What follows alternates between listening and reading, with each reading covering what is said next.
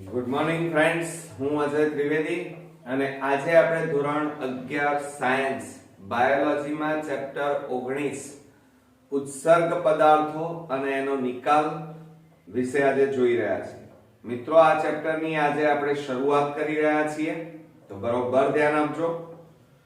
હવે મિત્રો, ઉત્સર્ગ પદાર્થ તો સામાન્ય રીતે આપણે જાણીએ છીએ કે સજીવ શરીરને વૃદ્ધિ અને વિકાસ કરવા માટે મોટા ભાગે પોષક દ્રવ્યોની જરૂર હોય છે અને આ પોષક દ્રવ્યો માનવ પાચન ક્રિયા એટલે કે ખોરાક ગ્રહણ કર્યા પછી એને કોષો સુધી પહોંચાડે છે. કોષોની અંદર આ બધા પોષક દ્રવ્યોનું ઓક્સિજનની હાજરીમાં મિત્રો દહન થાય છે અને દહન થાય એટલે ઉર્જા છૂટી પડે અને આ ઉર્જાનો આપણે જુદી જુદી ક્રિયાઓ અને વૃદ્ધિ વિકાસ માટે એનો ઉપયોગ કરીએ છીએ. હવે જ્યારે મોટા ભાગે પોષક દ્રવ્યોનો દહન થાય ત્યારે ઉત્સર્ગ દ્રવ્યોનું પણ નિર્માણ થાય, એટલે કે નાઇટ્રોજન યુક્ત ઉત્સર્ગ દ્રવ્યો અને સાથે સાથે કાર્બન ડાયોક્સાઇડ વાયુ ઉત્પન્ન થાય છે. આ કાર્બન ડાયોક્સાઇડ નકામો છે, બિનઉપયોગી છે, તો એનો ઉચ્છ્વાસ દ્વારા આપણે એનો નિકાલ કરીએ છીએ. હવે બાકી રહ્યા શરીરમાં ઉત્પન્ન થયેલા નાઇટ્રોજન યુક્ત ઉત્સર્ગ દ્રવ્યો. તો આ નાઇટ્રોજન યુક્ત ઉત્સર્ગ દ્રવ્યો આપણે જાણીએ છીએ એનો નિકાલ થવો જોઈએ. હવે એમાં નાઇટ્રોજન યુક્ત ઉત્સર્ગ દ્રવ્ય તરીકે આપણા શરીરની અંદર એમોનિયા ઉત્પન્ન થાય છે. આ એમોનિયા ખૂબ જ ઝેરી છે મિત્રો, એનો તાત્કાલિક આપણા શરીરમાંથી નિકાલ થવો જોઈએ. જો ન થાય એનો થોડાક સમય માટે પણ આપણે જો સ્ટોર કરીએ, સંગ્રહ કરીએ, તો આપણા શરીરના બીજા કોષોને પણ નુકસાન કરી શકે. અને એટલા માટે એમોનિયાને પાણીમાં દ્રાવ્ય કરવામાં આવે છે. આપણે જાણીએ છીએ કે એમોનિયાને ઓગાળવા માટે વધારે પ્રમાણમાં પાણીની જરૂર પડે. તો સામાન્ય રીતે નાઇટ્રોજન યુક્ત ઉત્સર્ગ દ્રવ્યો તરીકે આપણા શરીરમાં મોટા ભાગે ammonia, urea, uric acid, creatine અને ક્રિએટિનિન જેવા નાઇટ્રોજન યુક્ત ઉત્સર્ગ દ્રવ્યો ઉત્પન્ન થાય છે અને એનો મિત્રો આપણે પ્રવાહી સ્વરૂપે શરીરની બહાર એનો નિકાલ કરીએ છીએ. તો આ નાઇટ્રોજન યુક્ત ઉત્સર્ગ દ્રવ્યોનો પ્રવાહી સ્વરૂપે શરીરની બહાર નિકાલ કરવા માટે જે અંગો ભાગ લે છે એને ઉત્સર્ગ અંગો કહેવાય. અને આ બધા અંગો ભેગા મળી એક તંત્ર બનાવે તો એને આપણે ઉત્સર્જન તંત્ર કહીએ છીએ. બરોબર મિત્રો? તો ચાલો, સામાન્ય રીતે પ્રાણીઓ ચયાપચય ક્રિયાઓ કે વધુ પડતા અંતઃગ્રહણ દ્વારા, ચયાપચય ક્રિયા એટલે શું? તો ચય એટલે સર્જનાત્મક અને અપચય એટલે વિનાશાત્મક. તો સામાન્ય રીતે આપણે જે ખોરાક દ્વારા પોષક દ્રવ્યો લઈએ છીએ અને એ પોષક દ્રવ્યોનું દહન થાય એટલે ઉર્જા છૂટી પડે અને સાથે સાથે ઉત્સર્ગ દ્રવ્યોનું પણ નિર્માણ થાય. તો આ ક્રિયાને ચયાપચય ક્રિયાઓ કહેવાય. અને સાથે સાથે વધુ પડતા અંતઃગ્રહણ એટલે કે વધારે પ્રમાણમાં જ્યારે ખોરાક લેવામાં આવે ત્યારે મિત્રો શરીરમાં ammonia, urea, uric acid, carbon dioxide અને તે ઉપરાંત પાણી અને આયનો જેવા, હવે આયનો એટલે સોડિયમ, પોટેશિયમ, ક્લોરીન, ફોસ્ફેટ વગેરે એકઠા કરે છે. તો મિત્રો આપણે જાણીએ છીએ કે ચયાપચય ક્રિયાઓના અંતે આપણા શરીરની અંદર જે ઉત્સર્ગ દ્રવ્યો ઉત્પન્ન થાય છે એમાં મુખ્યત્વે એમોનિયા, યુરિયા, યુરિક એસિડ અને કાર્બન ડાયોક્સાઇડ ઉત્પન્ન થાય છે. કાર્બન ડાયોક્સાઇડ છે એ ઉચ્છ્વાસ દ્વારા આપણે બહાર કાઢીએ છીએ. હવે વાત રહી એમોનિયા, યુરિયા અને યુરિક એસિડની. તો આ પદાર્થો જે શરીરમાં ઉત્પન્ન થયા છે, જે નાઇટ્રોજન યુક્ત છે, તો એનો મિત્રો આપણે નિકાલ કરવો જરૂરી બને છે. તો તો આ પદાર્થોનો સંપૂર્ણપણે અથવા તો અંશતઃ નિકાલ કરવો જોઈએ. કેમ? કારણ કે આ નાઇટ્રોજન યુક્ત ઉત્સર્ગ દ્રવ્યો જો શરીરમાં રહે તો આપણા શરીરના બીજા અંગોને પણ નુકસાન કરી શકે છે. પ્રાણીઓ દ્વારા ઉત્સર્જન કરવામાં આવતા નાઇટ્રોજન યુક્ત નકામા પદાર્થોમાં મુખ્યત્વે મિત્રો એમોનિયા, યુરિયા, યુરિક એસિડ સ્વરૂપે હોય છે. કયા સ્વરૂપે હોય છે મિત્રો? એમોનિયા, યુરિયા અને યુરિક એસિડ. એમાં એમોનિયા છે ને એ ખૂબ જ ઝેરી છે. કેવો વાયુ છે? ઝેરી. અને તેનો નિકાલ કરવો હોય તો તમારે વધારે પ્રમાણમાં પાણીની જરૂર પડે. શું પડે મિત્રો? વધારે પ્રમાણમાં પાણીની જરૂરિયાત રહે. જ્યારે યુરિક એસિડ છે ને એ ઓછો ઝેરી છે. યુરિક એસિડ કેવો છે મિત્રો? ઓછો ઝેરી છે અને જેના નિકાલ માટે તમારે ઓછા પાણીની જરૂર પડે. ક્લિયર? ખ્યાલ આવ્યો? એટલે આનો મતલબ એ થયો કે એમોનિયાનો નિકાલ કરવો હોય તો વધારે પાણીની જરૂર પડે અને યુરિક એસિડનો નિકાલ કરવો હોય તો મિત્રો ઓછા પાણીની જરૂર પડે. આ યાદ રાખજો. હવે આપણે આગળ વાત કરીએ નેક્સ્ટ ટોપિકની, તો એમોટેલિઝમ. શું? એમિનોટેલિઝમ. તો એમિનો એસિડના વિનત્રલીકરણ એટલે કે વિઘટન. એમિનો એસિડના, કારણ કે આપણે જે પ્રોટીન ખાઈએ છીએ એ પ્રોટીનનું વિઘટન થાય એટલે એમિનો એસિડ બને અને એ એમિનો એસિડનું વિઘટન થાય જ્યારે વિનત્રલીકરણ અથવા ડીએમિનેશન કહેવાય. તો એને પરિણામે મિત્રો આપણા શરીરમાં એમોનિયા વાયુ ઉત્પન્ન થાય છે. એમોનિયાના ઉત્સર્જનની જે પ્રક્રિયા છે એને એમિનોટેલિઝમ કહેવાય. ધ્યાન આપજો, એમોનિયાના નિકાલ માટે જે પ્રક્રિયા છે એ પ્રક્રિયાને શું કહેવાય? એમિનોટેલિઝમ કહે છે. ઘણા અસ્થિમત્સ્ય, યાદ રાખજો કે એમોનિયાનો સીધો નિકાલ કરતા જે પ્રાણીઓ છે, બરોબર, એ પ્રાણીઓ કયા?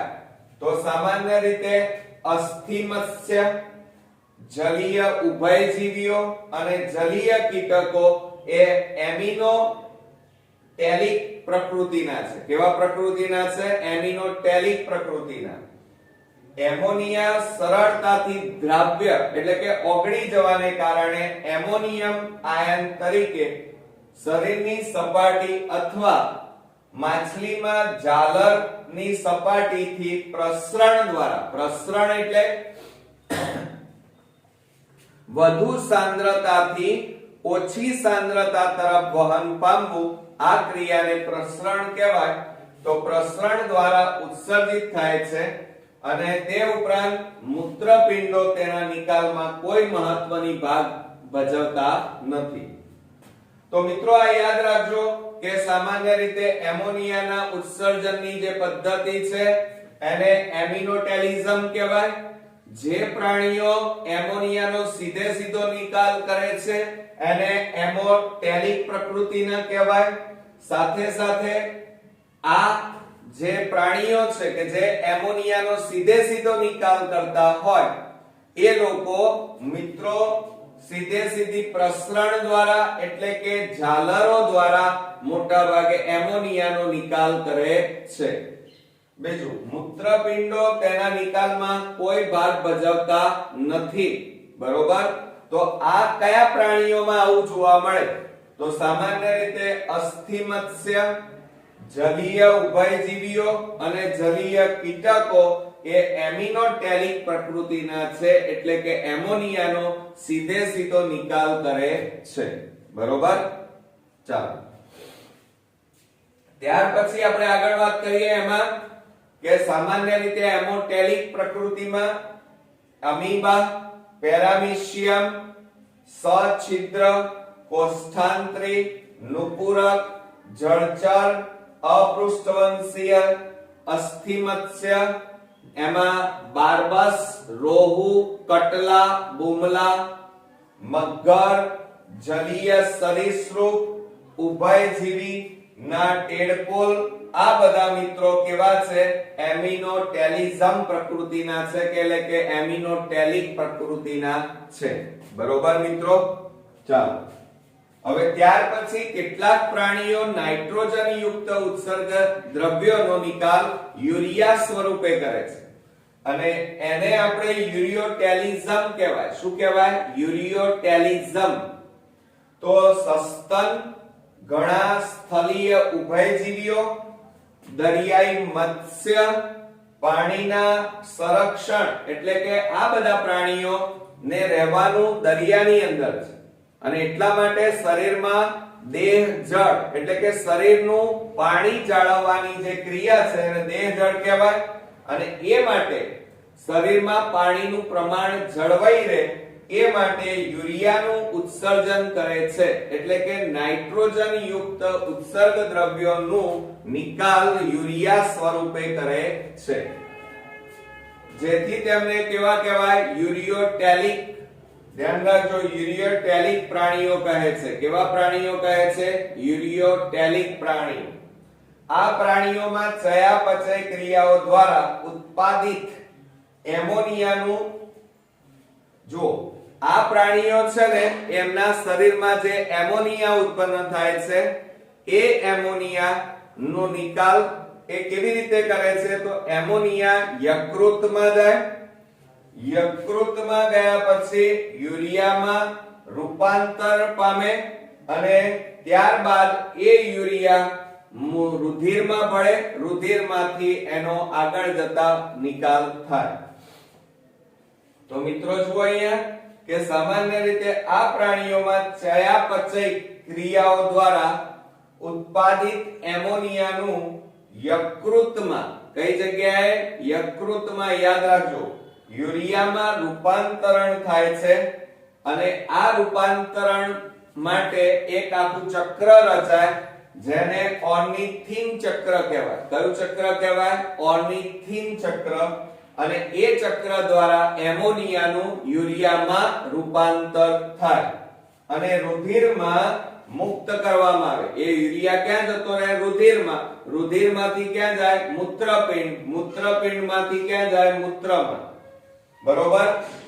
જેને મૂત્રપિંડો દ્વારા ગાળણ અને ઉત્સર્જન કરવામાં આવે છે. આ પ્રાણીઓના મૂત્રપિંડોના કોષાંતરીય દ્રવ્ય જ્યારે મેટ્રિક્સ કહેવાય માં જરૂરી આશ્રુતિની સાંદ્રતાને જાળવવા માટે યુરિયાની કેટલીક માત્રા જાળવી રાખે છે.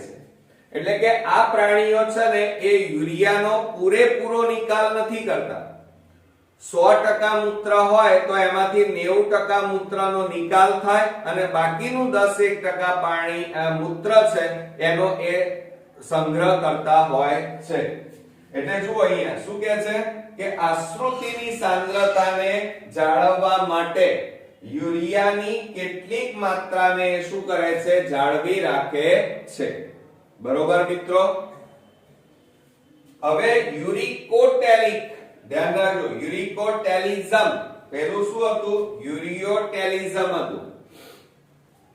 હમણાં આપણે ભણ્યા મિત્રો એમાં યુરિયોટેલિઝમ હતું.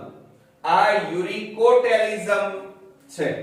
એટલે ધ્યાન આપજો કે સરીસૃપ, પક્ષીઓ, જમીનની ગોકળગાય અને કીટકો પાણીના સંરક્ષણ એટલે કે પાણીનું જાળવણી માટે ઓછા ઝેરી નાઇટ્રોજન યુક્ત નકામા પદાર્થો એટલે કે યુરિક એસિડનું ગોળકો એટલે કે ક્રિસ્ટલ અથવા લુગદી સ્વરૂપે ઉત્સર્જન કરે છે અને જેથી તેમને કેવા કહેવાય? યુરિકોટેલિક પ્રાણીઓ કહેવાય. કેવા કહેવાય? યુરિકોટેલિક પ્રાણી કહેવાય.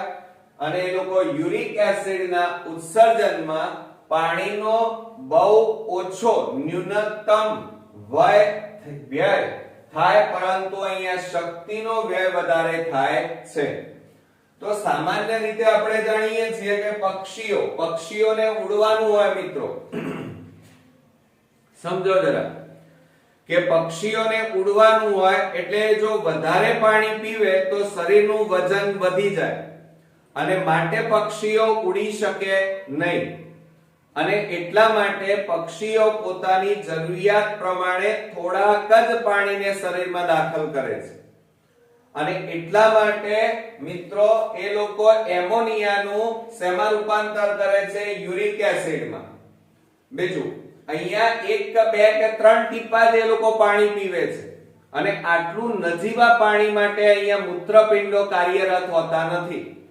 એટલે એ લોકો મૂત્રનું નિકાલ કેવી રીતે કરે છે? તો જ્યારે પક્ષીઓ મળનો ત્યાગ કરે ત્યારે એ જ સમયે મૂત્રનો ત્યાગ કરવામાં આવે, જેના કારણે મળ છે એ મોટા ભાગે લુગદી સ્વરૂપમાં ફેરવાઈ જાય છે, શીરા સ્વરૂપમાં ફેરવાય છે. એટલે પક્ષીઓ મોટા ભાગે યુરિક એસિડનું નાના નાના ક્રિસ્ટલ અથવા ખાંડના નાના ટુકડા હોય એવા લુગદી સ્વરૂપે અથવા તો મોટા ભાગે ગોળકો સ્વરૂપે યુરિક એસિડ નાઇટ્રોજન યુક્ત ઉત્સર્ગ દ્રવ્યોનો નિકાલ કરે છે. તો આ બરોબર ધ્યાન રાખજો. આ ઉપરાંત એટલે આ ક્રિયા દ્વારા એ શું કરે છે?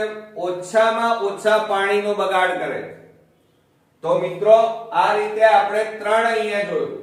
એક તો પહેલું જોયું એ એમિનો એસિડના વિનત્રવીકરણની ક્રિયા જોઈ, જેમાં એમિનોટેલિઝમ પ્રાણીઓ જોયા, યુરિયોટેલિઝમ પ્રાણીઓ જોયા અને યુરિકોટેલિઝમ પ્રાણી જોયા. કુલ 3 પ્રકારના પ્રાણીઓ જોયા. એમાં આપણે પહેલા જોયા એમાં એમિનોટેલિઝમ પ્રાણીઓ જે એમોનિયાનો સીધો નિકાલ કરે છે, બરોબર.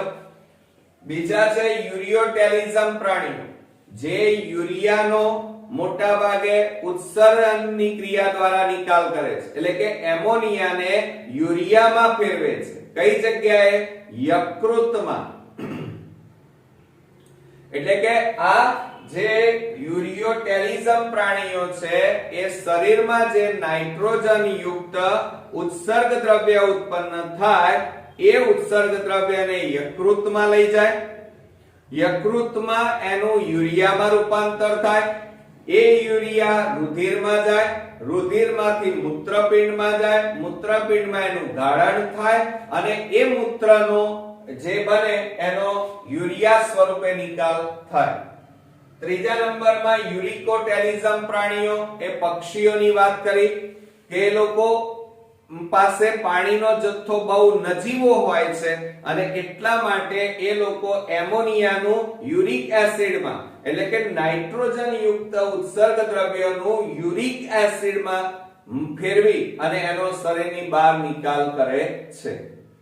તો આ વાત થઈ મિત્રો જુદા જુદા પ્રાણીઓનો નાઇટ્રોજન યુક્ત ઉત્સર્ગ દ્રવ્યોનો નિકાલ માટેની જુદી જુદી પદ્ધતિઓ, બરોબર. હવે મિત્રો યુરિક એસિડનું નિર્માણ ક્યાં થાય છે? તો યકૃતમાં. યાદ રાખજો નીટ માટે, યકૃતમાં પ્યુરિન નાઇટ્રોજન બેઝ. હવે નાઇટ્રોજન બેઝ કેટલા પ્રકારના? તો આપણે જાણીએ છીએ એડેનિન 4 પ્રકારના, આમ 5 પ્રકારના. એડેનિન, ગ્વાનિન, સાઇટોસિન, થાઇમિન અને યુરેસિન. અને એમાં પ્યુરિન અને પિરિમિડિન પ્રકારના. તો મિત્રો યુરિક એસિડનું નિર્માણ યકૃતની અંદર પ્યુરિન નાઇટ્રોજન બેઝમાંથી થાય છે. એટલે યુરિક એસિડનું નિર્માણ ક્યાંથી થશે? તો યકૃતમાં પ્યુરિન નાઇટ્રોજન બેઝમાંથી થાય છે. તો જુઓ એડેનિન. એડેનિન એટલે એ કહેવાય નાઇટ્રોજન બેઝ. આ એડેનિનનું એડિનેઝ ઉત્સેચકની હાજરીમાં શેમાં રૂપાંતર થાય છે? હાઇપોજેન્થિનમાં. શેમાં? હાઇપોજેન્થિન. આ હાઇપોજેન્થિનનું ઓક્સિડેઝ થાય, ઓક્સિડેશન થતા જેન્થિનમાં રૂપાંતર થાય અને જેન્થિનનું ઓક્સિડેશન થઈ અને યુરિક એસિડ બને છે. તો યાદ રાખજો મિત્રો કે એડેનિનનું એડિનેઝ ઉત્સેચક આ નાઇટ્રોજન બેઝ છે, એડેનિન અને ગ્વાનિન. તો એડેનિનનું એડિનેઝ ઉત્સેચકની હાજરીમાં રૂપાંતર થાય, આ ઉત્સેચક છે અને એના કારણે એડેનિન શેમાં ફેરવાય? હાઇપોજેન્થિનમાં. હાઇપોજેન્થિન નું ઓક્સિડેશન થઈ જેન્થિન અને જેન્થિન નું ઓક્સિડેશન થઈ યુરિક એસિડ માં ફેરવાય છે. એટલે મિત્રો યુરિક એસિડ કેવી રીતે બને છે એની વાત છે. હવે ગ્વાનિન ની વાત કરીએ તો ગ્વાનિન ગ્વાનેઝ યાદ રાખજો. ગ્વાનિન નું ગ્વાનેઝ ઉત્સેચકની હાજરીમાં જેન્થિન માં રૂપાંતર થાય. જેન્થિન નું ઓક્સિડેશન થઈ અને યુરિક એસિડ બને છે. તો મિત્રો આ રીતે યુરિક એસિડ નું યકૃતમાં નિર્માણ થાય છે, પરંતુ એમાં પ્યુરિન પ્રકારના નાઇટ્રોજન બેઝમાંથી મોટા ભાગે યુરિક એસિડ બને છે. તો આ નીટ માટે ખાસ યાદ રાખજો. હવે આ યુરિક એસિડ નું મોટા ભાગે નિકાલ કોણ કરે છે? યુરિક એસિડ નું ઉત્સર્જન કયા પ્રાણીઓમાં જોવા મળે?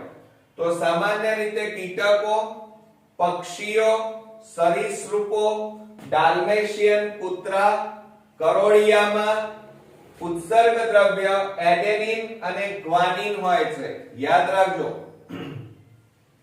નીટ માટે મોસ્ટ ઇમ્પોર્ટન્ટ છે મિત્રો કે કીટકો, પક્ષીઓ, સરીસૃપ, ડાલ્મેશિયન કૂતરા, કરોળિયામાં ઉત્સર્ગ દ્રવ્ય તરીકે એડેનિન અને ગ્વાનિન પ્રકારના નાઇટ્રોજન બેઝ હોય છે, અને માટે આ લોકો ઉત્સર્ગ દ્રવ્ય તરીકે બહાર શું કાઢે છે? યુરિક એસિડ સ્વરૂપે એનો નિકાલ કરે છે.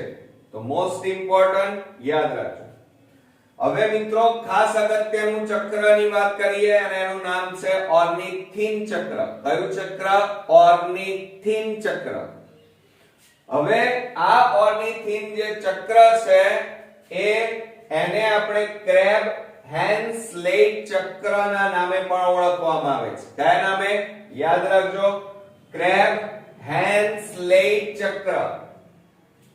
ઓર્નિથિન ચક્રને બીજા કયા નામે ઓળખવામાં આવે છે? તો ક્રેબ હેન્સલેટ ચક્રના નામે પણ ઓળખવામાં આવે છે.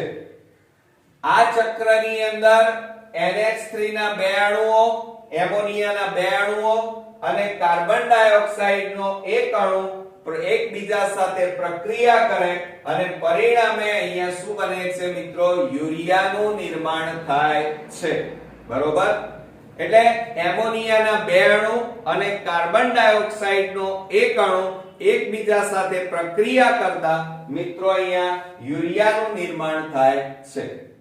હવે આ ઓર્નિથિન ચક્ર માટે તમારે આ ચાર્ટ મોઢે કરવાનો છે મિત્રો. એટલે 2 થી 3 વાર દોરી નાખો, જેથી કરીને તમે આ ચક્ર જો મોઢે થઈ ગયું તો એની થિયરી ઈઝીલી લખી શકશો. બરોબર? તો ચાલો સમજીએ. હવે જુઓ અહીંયા NH2 ના બે અણુ અને CO2 નો એક અણુ એકબીજા સાથે જોડાય એટલે કે પ્રક્રિયા કરે અને એ વખતે કાર્બામાઇલ ફોસ્ફેટ સિન્થેટેઝ. યાદ રાખજો. કાર્બામાઇલ ફોસ્ફેટ સિન્થેટેઝ નામનો ઉત્સેચક ભાગ લે તો એના કારણે કાર્બામાઇલ ફોસ્ફેટ બને છે. તો ધ્યાન આપજો. NH2 ના બે અણુ, CO2 નો એક અણુ એકબીજા સાથે કાર્બામાઇલ ફોસ્ફેટ સિન્થેટેઝ નામના ઉત્સેચકની હાજરીમાં જોડાતા એમની વચ્ચે રાસાયણિક પ્રક્રિયા થઈ કાર્બામાઇલ ફોસ્ફેટ બને છે. આ કાર્બામાઇલ ફોસ્ફેટ છે એ ઓર્નિથિન કાર્બામાઇલ ટ્રાન્સફરેઝ. યાદ રાખજો. ઓર્નિથિન કાર્બામાઇલ ટ્રાન્સફરેઝ એ ઉત્સેચકની હાજરીમાં આ કાર્બામાઇલ ફોસ્ફેટ ઓર્નિથિન સાથે જોડાય અને સિટુલિન બનાવે છે. શું બનાવે છે મિત્રો? સિટુલિન. અને આ સિટુલિન નું આગળ જતા શેમાં રૂપાંતર થાય? આર્જિનો સક્સિનેઝમાં. પણ એ વખતે એસ્પાર્ટિક એસિડ ની હાજરી હોય છે. એટલે એસ્પાર્ટિક એસિડ ની હાજરીમાં સિટુલિન નું આર્જિનિક સક્સિનેઝમાં રૂપાંતર થાય અને એ વખતે મિત્રો ધ્યાન રાખજો ફ્યુમેરિક એસિડ છૂટો પડે છે. શું છૂટું પડે છે? ફ્યુમેરિક એસિડ. અને આર્જિનિન બને છે. શું બને છે? આર્જિનિન. હવે આ આર્જિનિન નું આર્જિનેજ ઉત્સેચકની હાજરીમાં મિત્રો ઓર્નિથિન બને અને યુરિયા છૂટું પડે છે. આ ઓર્નિથિન પાછું ચક્રમાં ભાગ લેવા જતું રહે છે. જ્યારે યુરિયા જે છૂટું પડ્યું એ હવે રુધિરમાં ભળી જાય અને મૂત્રપિંડમાં એનું ગાળણ થઈ અને મૂત્ર બને. બરોબર મિત્રો? ફરીથી કે NH2 ના બે અણુ અને CO2 નો એક અણુ એકબીજા સાથે જોડાઈને કાર્બામાઇલ ફોસ્ફેટ બનાવે છે. શું બનાવે છે? કાર્બામાઇલ ફોસ્ફેટ. અને એ વખતે કયો ઉત્સેચક ભાગ લે છે? કાર્બામાઇલ ફોસ્ફેટ સિન્થેટેઝ. બીજા તબક્કામાં શું થાય છે? કાર્બામાઇલ ફોસ્ફેટ, આ કાર્બામાઇલ ફોસ્ફેટ એ ઓર્નિથિન સાથે જોડાય અને એ વખતે ઓર્નિથિન કાર્બામાઇલ ટ્રાન્સફરેઝ નામનો ઉત્સેચક ભાગ લે અને એના કારણે શું બને મિત્રો? સિટુલિન બને. આ બીજો તબક્કો. હવે ત્રીજા તબક્કામાં સિટુલિન, એસ્પાર્ટિક એસિડ અને આર્જિનોસક્સિનેઝ આ ત્રણેય એકબીજા સાથે જોડાય અને એ વખતે શું બને? આર્જિનિન અને ફ્યુમેરિક એસિડ છૂટું પડે છે.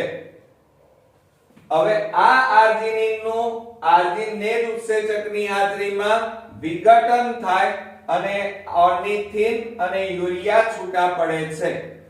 આ ઓર્નિથિન પાછું આ ચક્રમાં ભાગ લેવા જતું રહે છે, એટલે કે ચક્રમાં દાખલ થઈ જાય છે આગળ ભાગ લેવા. જ્યારે યુરિયા જે છૂટું પડ્યું મિત્રો એ યુરિયા આગળ જતા શેમાં રૂપાંતર પામે છે? રુધિરમાં એટલે કે રુધિરમાં ભળી જાય છે અને રુધિર દ્વારા મૂત્રપિંડ, મૂત્રપિંડમાં ગાળણ, ગાળણ દ્વારા મૂત્ર. બરોબર? તો આ ઓર્નિથિન ચક્ર દ્વારા મિત્રો શેનું નિર્માણ થાય છે? યુરિયાનું નિર્માણ થાય છે. તો મિત્રો આ મોસ્ટ ઇમ્પોર્ટન્ટ થિયરી આપણે ભણ્યા. આ આખો ચાર્ટ મોઢે કરી તૈયાર કરી નાખજો, કારણ કે બોર્ડની એક્ઝામ અને નીટ માંથી આમાં ઘણા બધા પ્રશ્નો નીકળી શકે એમ છે. બરોબર?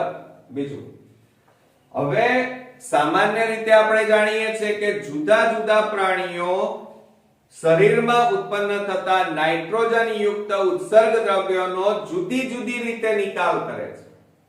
તો આ અન્ય ઉત્સર્ગ દ્રવ્યો કયા કયા? તો એના વિશે આપણે નીટ માટે ચર્ચા કરવાની છે મિત્રો. તો એમિનો એસિડ ત્યાગી એટલે કે કેટલાક પ્રાણીઓ ઉત્સર્જનની ક્રિયા દ્વારા ઉત્સર્ગ દ્રવ્યો તરીકે એમિનો એસિડનો નિકાલ કરે છે. એટલે કે એમિનો એસિડ સ્વરૂપે ઉત્સર્ગ દ્રવ્ય બહાર કાઢે છે. એવા કયા પ્રાણીઓ? તો મૃદુકાય, જેમાં યુનિયો અને લિમ્નિયા અને સૂળ ચરબી પ્રાણીઓ એમિનો એસિડ ત્યાગી પ્રાણી છે, કારણ કે એ લોકો ઉત્સર્જનની ક્રિયામાં એમિનો એસિડનો નિકાલ કરે છે મૂત્ર સ્વરૂપે. ત્યારબાદ બીજા નંબરમાં most important try methyl amine oxide. Try methyl amine oxide, જેને ટૂંકમાં આપણે TMAO કહીએ છીએ. થોડા પ્રાણીઓ ધ્યાન રાખજો એમાઇન ઓક્સાઇડમાં ફેરવે છે. નાઇટ્રોજન યુક્ત ઉત્સર્ગ દ્રવ્યને કેટલાક પ્રાણીઓ શેમાં ફેરવે છે? એમાઇન ઓક્સાઇડમાં ફેરવે છે અને પછી એનું નિકાલ કરે છે, એટલે કે એનું ઉત્સર્જન કરે છે. બીજું, આ જે પ્રાણીઓ છે એમની પાસે સામાન્ય માછલીમાં જે વાસ સ્મેલ હોય એવી વાસ એ લોકો ધરાવે છે. અને એમાં ઉદાહરણ તરીકે દરિયાઈ અસ્થિમત્સ્ય, દરિયાઈ મૃદુકાય અને દરિયાઈ સ્તરકવચી પ્રાણીઓમાં મોટા ભાગે ઉત્સર્ગ દ્રવ્યો સ્વરૂપે શું આવે છે તો ટ્રાય મિથાઇલ એમાઇલ ઓક્સાઇડ નો નિકાલ કરે છે બરોબર મિત્રો હવે ત્યાર પછી આપણે ગ્વાનિન ની વાત કરીએ હવે મિત્રો કેટલાક પ્રાણીઓ નાઇટ્રોજન બેઝ સ્વરૂપે એટલે કે ગ્વાનિન સ્વરૂપે ઉત્સર્ગ દ્રવ્યોનો નિકાલ કરે છે નાઇટ્રોજન યુક્ત ઉત્સર્ગ દ્રવ્યોનો નિકાલ ગ્વાનિન સ્વરૂપે કરે છે એની વાત કરીએ તો કરોળિયામાં હવે તમે કરોળિયો જોયો હશે એ અષ્ટપાદી કહેવાય એને પગ છે સાંધાવાળા અને 8 પગો છે એમનું શરીર નાનું હવે એ લોકો પાણી વધારે શરીરમાં દાખલ કરી શકે નહીં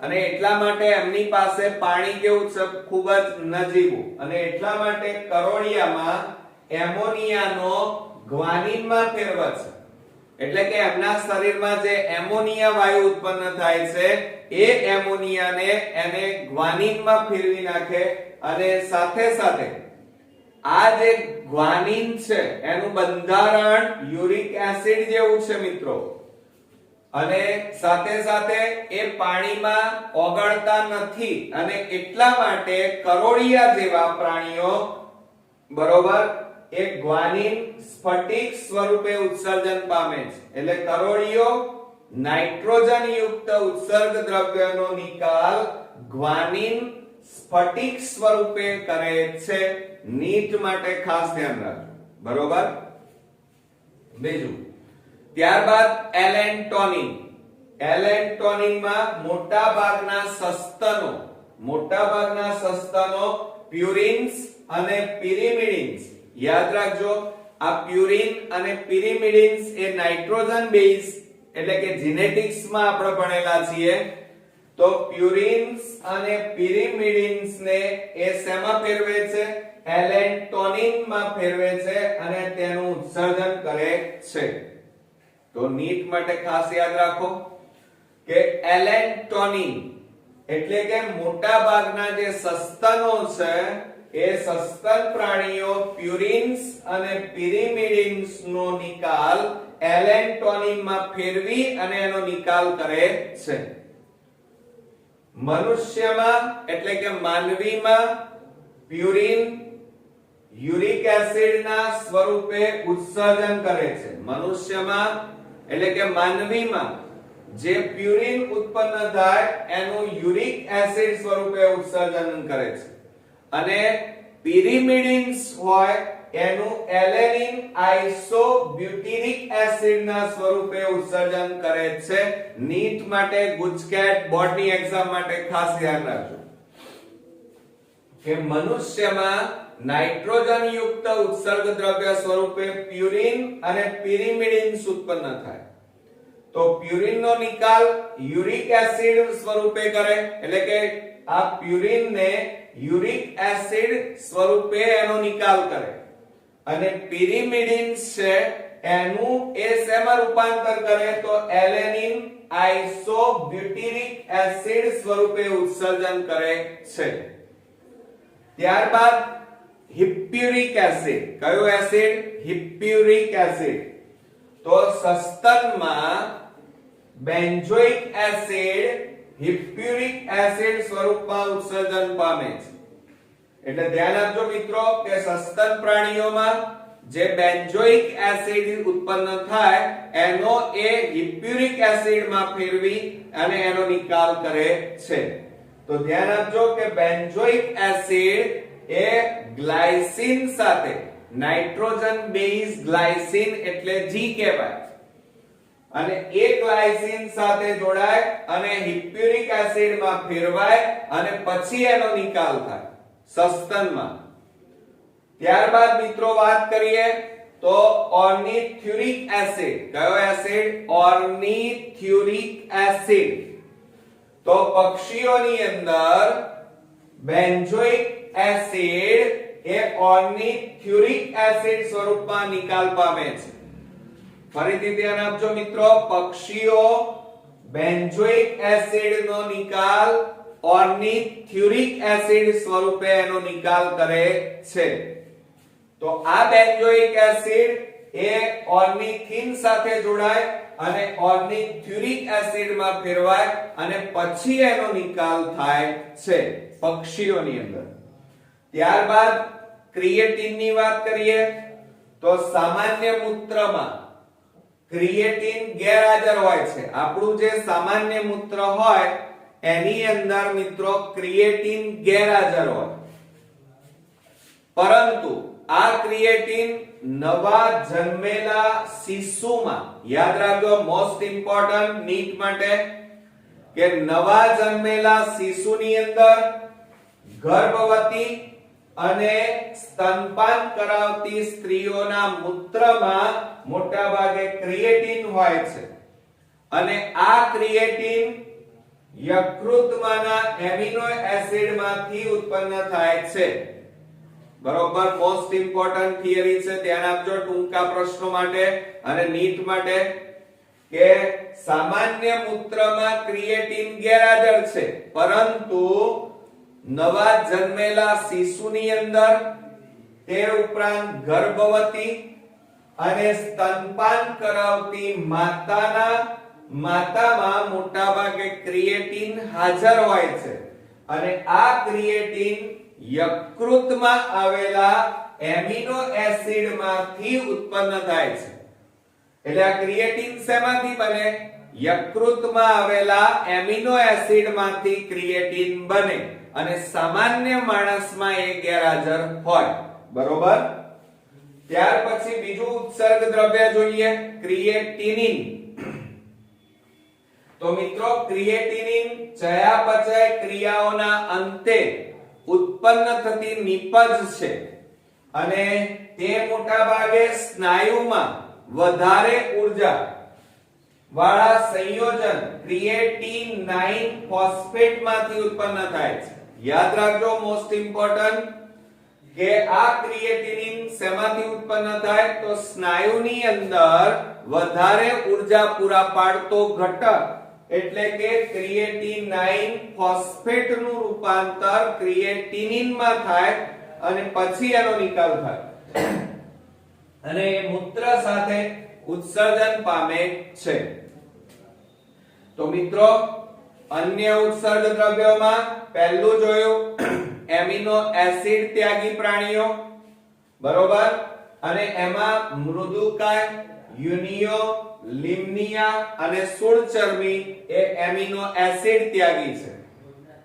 ટ્રાયમિથાઇલ એમાઇન ઓક્સાઇડ, બરોબર, અને એની અંદર મોટા ભાગે જે દરિયાઈ પ્રાણીઓ છે, બરોબર, એ એનો નિકાલ એટલે કે નાઇટ્રોજન યુક્ત ઉત્સર્ગ દ્રવ્યોનો નિકાલ ટ્રાયમિથાઇલ એમાઇન ઓક્સાઇડ સ્વરૂપે કરે છે. ગ્વાનિનની વાત કરીએ તો કરોળિયો યાદ રાખજો, એલેન્ટોનિન, બરોબર. તો સામાન્ય રીતે એમાં બે નાઇટ્રોજન બેઝ યાદ રાખવાના, પ્યુરિન અને પિરિમિડિન્સ, બરોબર. અને એ પ્યુરિન અને પિરિમિડિન્સ ને શેમાં ફેરવે છે? એલેન્ટોનિન માં ફેરવી અને એનું ઉત્સર્જન કરે. મનુષ્યની વાત કરીએ તો મનુષ્યમાં પ્યુરિન યુરિક એસિડ સ્વરૂપે ઉત્સર્જન પામે અને પિરિમિડિન્સ છે એ એલેનિન આઇસોબ્યુટિરિક એસિડ સ્વરૂપે એનો નિકાલ થાય. ત્યાર પછી હિપ્યુરિક એસિડ આપણે જોયું, ઓર્નિથ્યુરિક એસિડ જોયું, ક્રિએટિન અને ક્રિએટિનિન. તો ખાસ મોસ્ટ ઇમ્પોર્ટન્ટ નીટ માટેનો ટોપિક આપણે જોયો મિત્રો.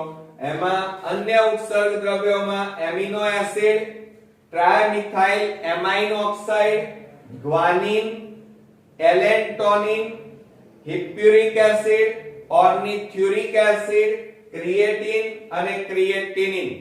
તો આ બધા નાઇટ્રોજન યુક્ત ઉત્સર્ગ દ્રવ્યો છે અને એનો નિકાલ જુદા જુદા પ્રાણીઓ જુદી જુદી રીતે કરે છે. બરોબર મિત્રો. તો આ રીતે આપણો એક ભાગ અહીંયા મિત્રો પૂરો થાય છે. આપણે આજના આ ભાગની અંદર આપણે એમિનોટેલિઝમ પ્રાણીઓ જોયા, યુરિયોટેલિઝમ પ્રાણીઓ, યુરિકોટેલિઝમ પ્રાણી, તે ઉપરાંત ઓર્નિથિન ચક્ર અને સાથે સાથે અન્ય ઉત્સર્ગ દ્રવ્યો વિશે શીખ્યા. મને ચોક્કસ ખાતરી છે કે તમે સારી રીતે આ વિડીયોને બરોબર ધ્યાનથી 2-3 વાર રિવિઝન કરી લેજો, જેથી કરીને તમને નીટની અંદર, બોર્ડમાં અને ગુજકેટની અંદર આ બધા જ વિડીયો તમને ખૂબ જ મદદરૂપ બનશે. નેક્સ્ટ વિડીયોમાં નવા ટોપિક સાથે પાછા ફરી મળીએ. ત્યાં સુધી ગુડ નાઇટ ફ્રેન્ડ્સ.